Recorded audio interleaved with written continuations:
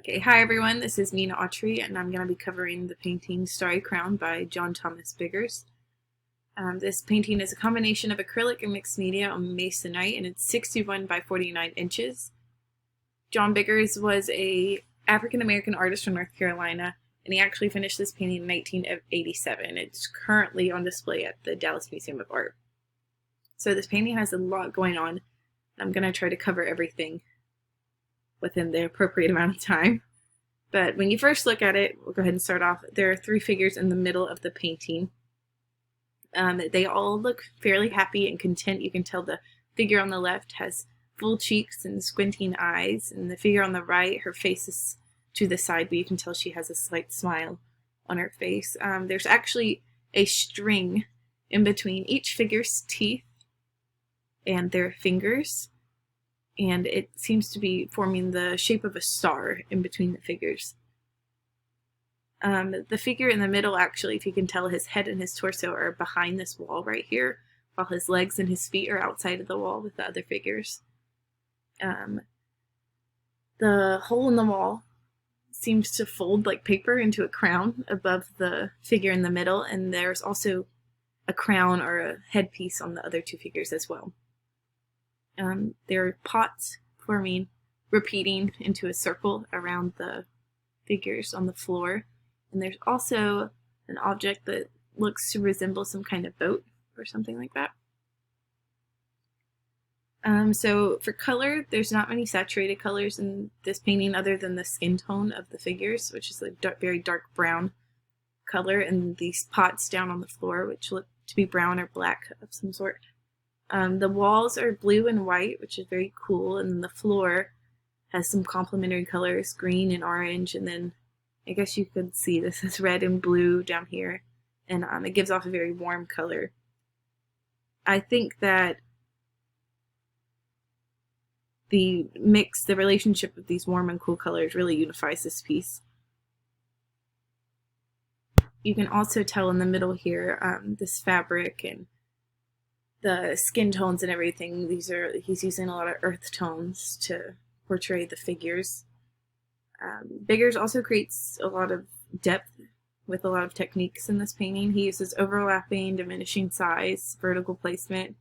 Right here in the center, he uses overlapping and some atmospheric perspective to show the figures behind the wall. The repetition of patterns and shapes makes this piece feel almost distorted. There's a lot of triangles and squares and diamonds all over the floors and the walls and the fabrics and the crowns on the figures. And it kind of makes you confused on where the floor ends and the wall begins and what kind of room they're in at all. At first I didn't even notice the figure in the middle until I took this painting over and looked it over again at home. The two figures on the outside are much more prominent in size and visibility, so at first they're the focal point.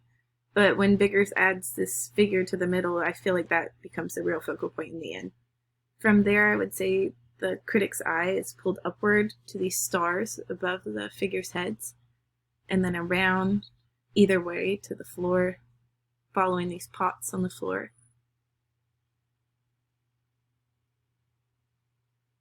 Even though there's a lot going on, I think this piece is actually very symmetrical and harmonic.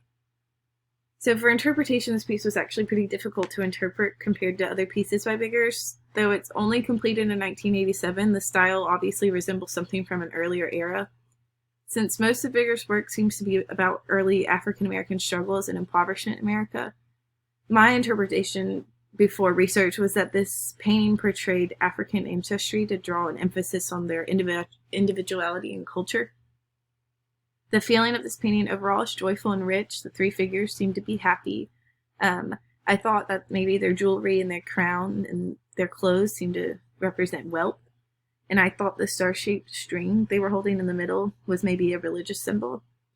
Ultimately, I thought that Biggers was attempting to comment on the richness of African culture and history compared to the economic and social state of African Americans during the time that Biggers lived and was creating art. To analyze this piece, I used a combination of theories. I used contextual and expressive theories. Biggers was born in Gastonia, North Carolina, which cool fact, I was born in Gaston, North Carolina as well. I didn't know that until after I did some research on him.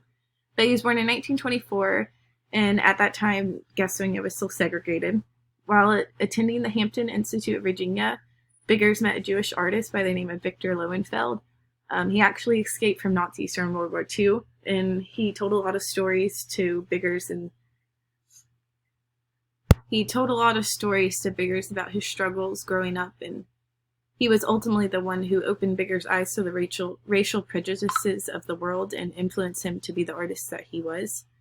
After earning a master's degree in art education, Biggers worked as an associate professor at Texas Southern University, where he established one of the first art departments at a historically African-American university. After many years as an artist, Biggers visited Africa to learn about his ancestry in 1957.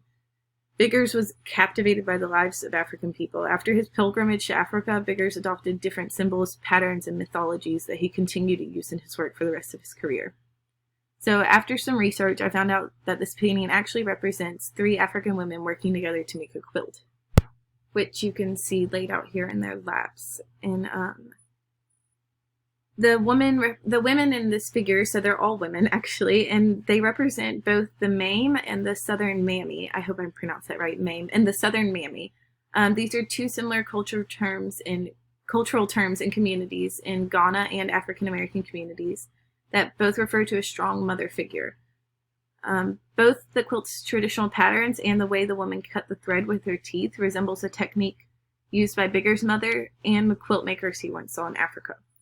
So they're actually cutting their teeth. They're cutting the string with their teeth, and they're sewing up this quilt right here. The stars above their crown seem to imply a glow coming from the women and all their brilliance. So my interpretation wasn't too far off, but it wasn't exactly what Biggers was trying to portray. So he uses an array of African cultural references, traditional symbols, and personal experiences that he's gained along the way. And he creates a piece of art to show the African American community how much their historical roots are reflected within their own culture today, both spiritually and physically.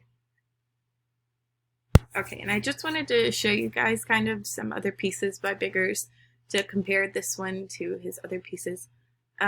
So this is a piece called The Gleaners. It's from 1943, so if you can tell, this is before his pilgrimage to Africa in 1957. So you can see the American style in it, and this is some of the work that I saw while just trying to get to know Biggers in the beginning, and I think this is what made the interpretation so hard, because this is what I expected when I saw his work. But after his pilgrimage to Africa, you can really see how he uses the patterns and symbols in his other work. So this is called Women, Ghana. And you can see some of the same patterns in here. This is a beautiful piece, so I just wanted to add it so you guys could have a chance to look at it. But this is the one where I really saw the resemblance. You can see these triangles in the dresses. This is actually an untitled piece by Biggers, but it's from 1994. But there are a lot of triangles in these dresses. The women have the same skin tones and the same figures as the women in the Starry crown. And I just really like this piece as well, and I thought it was a good comparison to show you guys. But thank you for your time. I hope I did this piece some justice, and I really enjoyed this assignment. Thank you all.